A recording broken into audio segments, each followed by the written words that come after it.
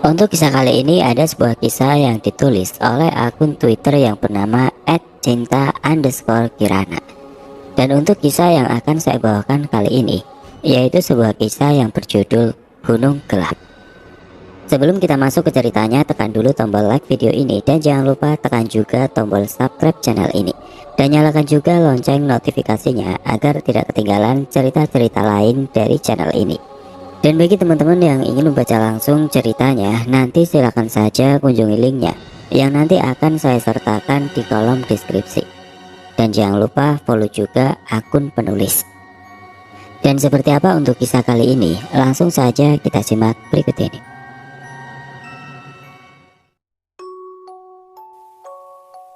Cerita ini saya dapat dari adik perempuan saya saat ia dan teman-temannya pergi berlibur ke Garut di tahun 2018. Demi kenyamanan semua pihak, beberapa detail tempat dan toko saya samarkan. Dalam cerita ini saya menambahkan beberapa improvisasi agar dapat memahami alurnya. Tahun 2018, sepupu Tika yang berdomisili di Garut Kota akan melangsungkan pernikahan pada hari Sabtu di bulan Agustus. Akhirnya Tika mengajak teman-temannya berlibur ke Garut pada hari Jumat untuk bermalam di Garut dan esoknya pergi ke pernikahan. Jam 1 siang setelah selesai Jumatan, Aldi, Deka, Mita, dan Isda menjemput Tika di kampusnya di daerah Buah Batu, Bandung dengan menggunakan mobil ayah Deka yang dikemudikan oleh Aldi. Sebelumnya mereka telah sepakat untuk pergi berlibur ke Ranca Buaya di Garut Selatan lewat jalur Pangalengan. Dan malamnya menginap di rumah kerabat Tika di Garut Kota. Bukan tanpa alasan mereka ingin melewati jalur Pangalengan. 1 minggu yang lalu mereka pergi ke perkebunan teh Malabar di Pangalengan dan mengunjungi makam Karel Albert Rudolf Boska atau lebih dikenal dengan sebutan Boska. Sepulang dari sana, Deka dan Isda yang merupakan kakak beradik merasakan sesuatu mengikutinya sampai ke rumah. Deka dan Isda memang lebih sensitif terhadap hal gaib dibandingkan dengan ketiga temannya. Awalnya perjalanan terasa berat, sampai akhirnya mereka pergi ke Pangalengan terlebih dahulu dan memulangkan sesuatu yang mengikuti mereka. Barulah perasaan mereka menjadi lebih ringan. Setelah itu mereka melanjutkan perjalanan menuju Ranca Buaya dan menemukan persimpangan. Sebenarnya, jalan manapun yang mereka ambil tetap mengarahkan mereka menuju Ranca Buaya. Tapi mereka memutuskan untuk mengambil jalur kanan yang lebih memutar karena niatnya memang ingin berjalan-jalan. Di tengah perjalanan, tiba-tiba ada seekor anjing yang menyeberangi jalan. Aldi yang selalu mengemudikan mobil dengan kecepatan tinggi di atas 90 km per jam langsung menginjak pedal rem dalam-dalam dan memaki anjing tersebut. Mereka semua yang ada di dalam mobil pun ikut mengumpat pada si anjing. Akhirnya setiap ada anjing yang mereka lihat, mereka semua kompak mengata-ngatainya. Percakapan mulai didominasi dengan umpatan anjing, anjing, dan anjing. Selang beberapa lama, Isda yang biasanya tidak pernah mual selama perjalanan mulai merasakan mual. Mita dan Tika membantunya mengolesi minyak angin untuk mengurangi rasa mual. Perjalanan ini terasa sangat panjang dan lama, padahal Aldi konsisten menginjak dalam pedal gas dan jalanan sangat lancar. Hanya ada 1-2 mobil yang melintas. Melewati perkampungan, sawah, daerah sepi, perkampungan lagi, sawah lagi, daerah sepi lagi. Terus saja berulang-ulang pemandangan yang itu-itu saja. "Dik, masih lama?" tanya Tika yang mulai bosan dengan jalanan. Aldi sudah beberapa kali melewati jalur itu, sehingga mereka tidak terlalu mengandalkan Google Map. "Habis tanjakan, nanti belok kiri, bentar lagi juga sampai," jawab Aldi sambil tetap mengebut. Harusnya mereka telah tiba di Ranca Buaya sekitar pukul 4 sore, tapi mereka tidak kunjung sampai.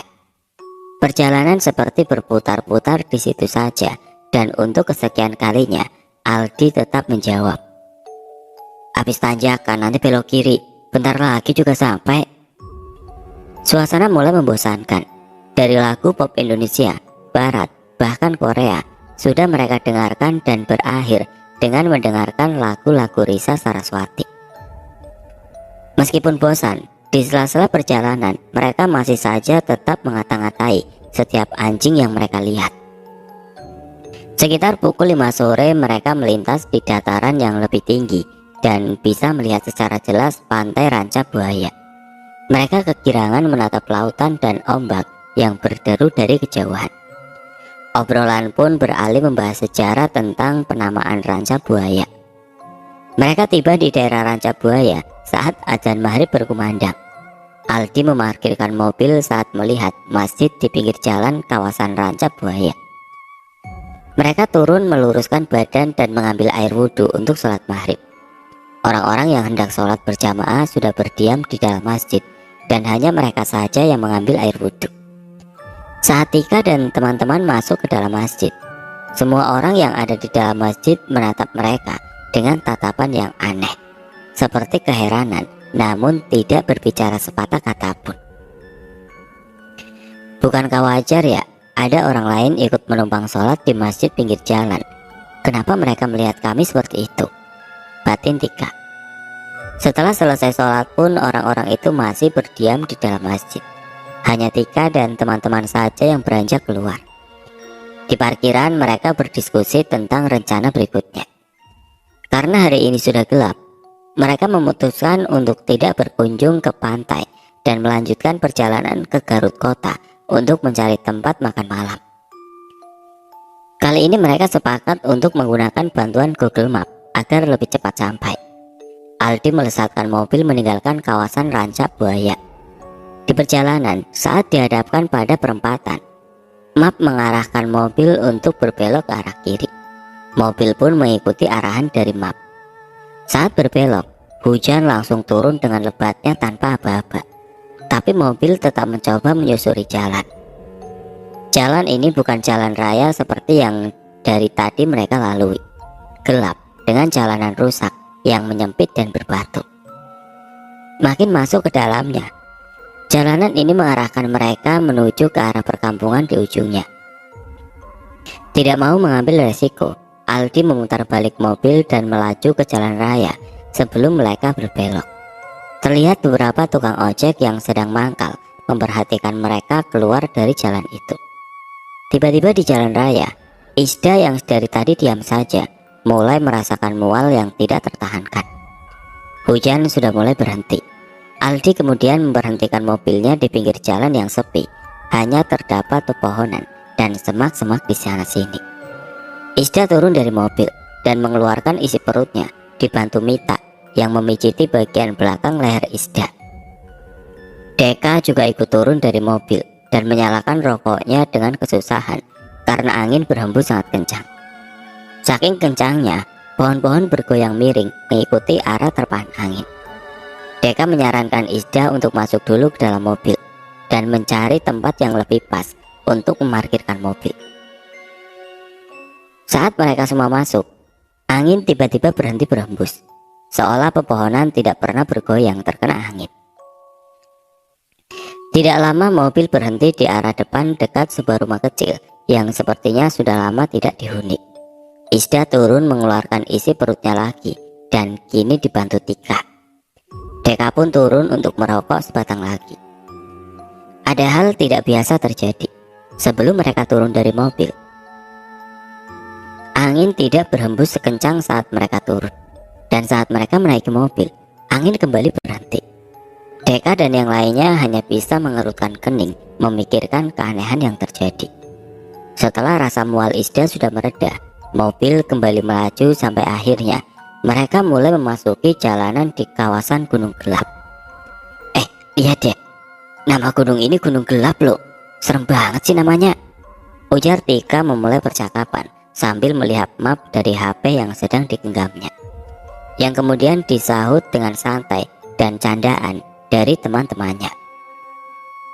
Setelah lewat jalan ini, gak lama lagi kita bakal nyampe di Garut Kota, ujar Aldi santai. Tidak sampai 5 menit berselang, Jalanan tiba-tiba mendadak sepi. Tidak ada yang melintas di jalan itu kecuali mobil mereka. Ditambah kabut tebal yang dengan cepat menyelimuti jalanan, membuat jarak pandang menjadi terbatas. Hanya sekitar 2 meter ke depan saja, penerangan jalanan pun hanya mengandalkan lampu sorot dari mobil yang terbatas. Keadaan jalan yang gelap dan curam, dengan sisi kiri tebing dan sisi kanan jurang, membuat Aldi memperlambat laju mobil dan ekstra hati-hati mengemudikannya. Isda yang dari tadi lemas akibat mual, akhirnya tertidur, disusul oleh Mita di sebelahnya. Tika dan Deka tetap terjaga menemani Aldi. Dalam keadaan gelap, samar-samar Deka melihat siluet seorang laki-laki berdiri di pinggir jalan sebelah kiri. Orang itu hanya berdiri saja, seperti mematung tanpa melakukan apapun. Tidak lama, Tika melihat hal sama di sebelah kanan jalan. Sedang apa orang berdiri di pinggir jalan gunung gelap malam-malam begini? Batin mereka tanpa membahasnya. Aldi masih fokus mengemudikan mobil, sampai akhirnya mereka bertiga melihat sesuatu seperti kain putih terbang dengan cepat dari bawah kap depan mobil ke arah atas dan menghilang begitu saja. Mereka bertiga refleks saling tatap satu sama lain, tapi tetap tidak ada yang berani membahasnya. Keadaan semakin mencekam, hawa dingin seolah menjalar ke seluruh tubuh. Aldi menelan ludah dengan berat dan berusaha tidak kehilangan kefokusannya berkendara. Deka dan Tika tetap diam. Mereka hanya bergumam, "Ada apa ini?" di benak masing-masing. Tidak lama sebuah mobil bak yang mengangkut galon melaju cepat menyalip dari sisi kanan mobil, menyusul mobil mereka. Di tengah ketegangan ini, mereka sedikit merasa lega karena tahu di jalan itu mereka tidak sendiri. Akhirnya Aldi mulai mempercepat laju mobilnya agar bisa menyeimbangi kecepatan mobil bak di depannya. Kabut yang semakin tebal membuat mobil bak di depannya sudah tidak terlihat. Semakin dikejar, malah semakin tidak terlihat. Mobil bak itu seolah hilang tanpa jejak, padahal Aldi sudah tancap gas berusaha untuk menyusulnya. "Al, pelanin mobilnya, bahaya kalau ngebut gini," ujar Deka mengingatkan Aldi yang masih mencoba mengejar mobil bak. Di saat bersamaan, entah mengapa Deka tergerak melihat ke bagian depan bawah ban mobil sebelah kiri dan kaca mobil. Tiba-tiba Deka melihat jalan aspal yang dilintasi ban mobil sudah tidak ada, berganti menjadi batu-batu kerikil dan tanah.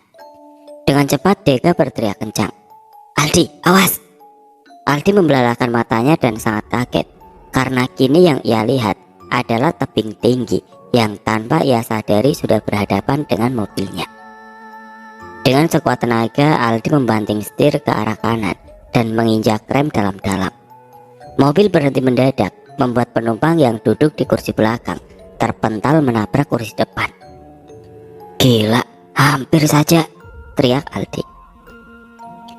Isda dan Mita yang terbangun akibat terpental kaget karena mobil berhenti mendadak. "Kenapa ini? Ada apa?" tanya Mita. Sementara Isda mengadu memegangi kepalanya yang menghantam kursi. "Lu gak lihat di depan ada tebing?" tanya Deka panik. "Sumpah, dari tadi gue ngikutin jalan aspal," sahut Aldi.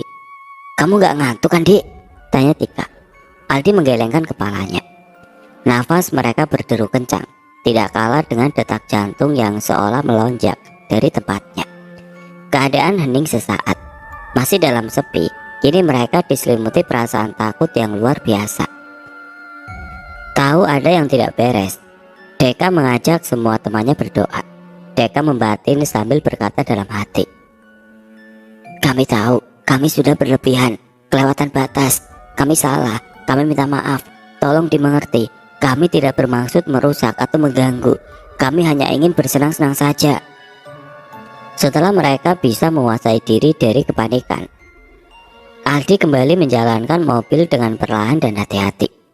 Kabut tebal yang dari tadi menyelimuti kini mulai menipis membuat ujung sisi kanan dan kiri jalan terlihat. Selang beberapa lama kemudian, akhirnya mereka keluar dari jalan gunung gelap. Mereka menghela nafas, bersyukur masih ditolong Yang Maha Kuasa dan diberi kesempatan hidup.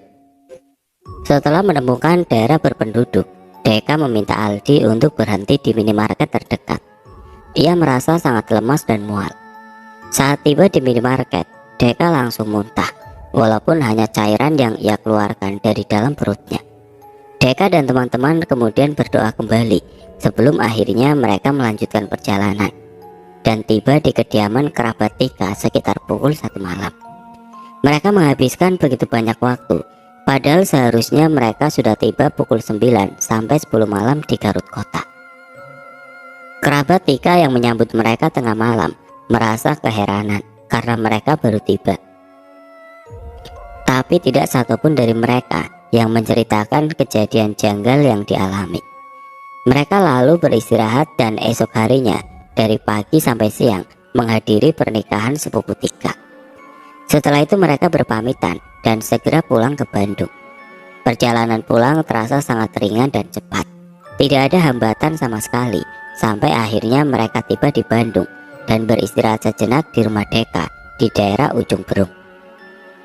Di rumah berlantai 2 itu mereka berkumpul di lantai atas sambil bersantai dan menikmati cemilan yang disodorkan oleh Ibu Deka. Mereka akhirnya menceritakan apa yang dirasakan oleh masing-masing saat perjalanan ke Garut kemarin. Mereka sangat bersyukur dan lega bisa sampai dengan selamat dan kembali ke Bandung. Mengetahui pamannya telah kembali ke rumah, Ulan kecil berlari menaiki tangga dan bergabung dengan Deka dan teman-temannya. "Om, dari mana?" tanya Ulan. "Habis dari jalan-jalan," jawab Deka. "Oh, habis jalan-jalan ya, sama tante satu," hitung Ulan sambil menunjuk Tika yang duduk di samping Deka. "Tante 2, tante 3. Kini giliran Mita dan Isda yang ditunjuk. "Tante 4. Ulan kecil menunjuk pojokan ruangan di dekat Aldi berdiri. Padahal tidak ada siapa-siapa di sana dan hanya kami bertiga perempuan yang ada di ruangan itu kecuali Ulan. Ulan kecil lalu melompat ke pangkuan Deka sambil memeluk pamannya erat-erat. Mereka yang ada di ruangan lalu saling melempar pandangan. Tidak tahu siapa orang terakhir yang ditunjuk Ulan. Mereka hanya berharap siapapun itu tidak datang untuk mengganggu mereka. Setelah selesai menceritakan kejadian ini pada saya, Deka dan Tika menyadari bahwa sebelumnya mereka dan teman-temannya sudah sompral berkata kasar dan berlebihan. Mereka berharap kejadian ini bisa jadi pelajaran untuk siapapun dan dimanapun agar tidak sombral dan berlebihan. Mereka sangat bersyukur masih bisa selamat dan kejadian saat itu dijadikan pelajaran yang sangat berharga. Akhir kata, saya doakan semoga kita selalu diberi keselamatan dan terhindar dari segala bahaya dimanapun dan kapanpun.